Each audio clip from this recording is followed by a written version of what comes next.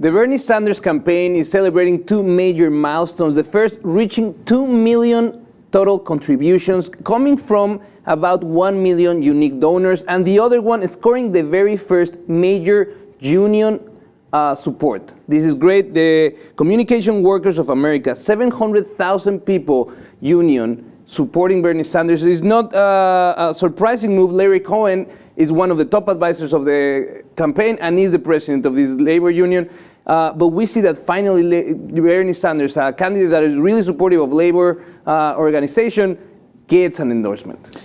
I think personally, if you're going to think about why is he breaking records as far as donations go, or why is he on track to break these records? I think social media plays a huge role in this.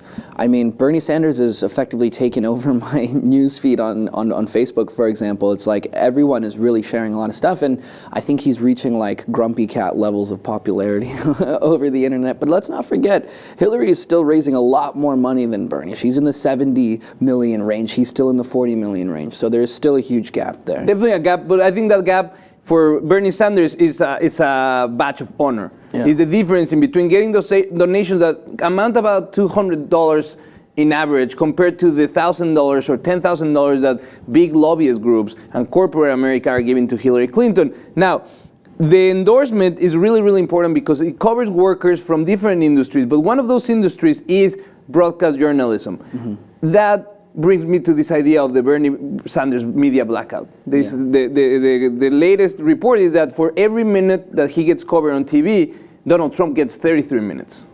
Well, let's not forget, though. I mean, that is definitely true. You cannot deny. While I said Bernie Sanders is taking over my newsfeed, Donald Trump's face is taking over my television and everywhere else I look. But at the same time, though, a lot of the things that he says and then a lot of the things that he does on television are kind of shooting himself in the foot in a way. For Trump, because yes. He's screwing himself over. He's actually, a lot of the time, he might be winning over people who don't know better and are kind of just like, woo, at whatever he says that kind of points to, we should ban these people are racists. They just get excited about that because they don't really know things. But to be honest with you, a lot of the stuff he says is turning people off too, so it also hurts him as well. And I think that if you look at it, there's in reality something that unites these two candidates. And I think the supporters of both candidates are looking for the same thing. They're just looking at things through different optics. Those who support the hate and the aggressive style of Donald Trump contrast with the inclusive, no-nonsense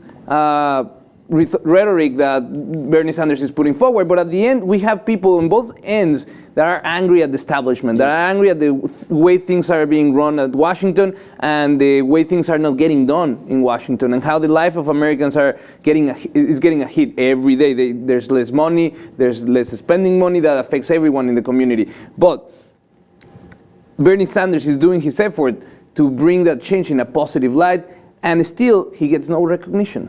Right, so I guess what you're saying is both of them tap into people who are saying, I'm sick of the way things are going, I need a huge change. It's like, do we want to be smart, do you want to go the rational way, or do you want to go the bigot route, which is Donald Trump? So it's up to those people to decide. Exactly. Well, the Bernie Sanders campaign is well in pace to break the Barack Obama record of the 2008 campaign of 2.2 million contributions by the end of the year before the primaries. And they are very excited. They announced it with a lot of happiness that they not only score a major union endorsement, but also 2 million total contributions.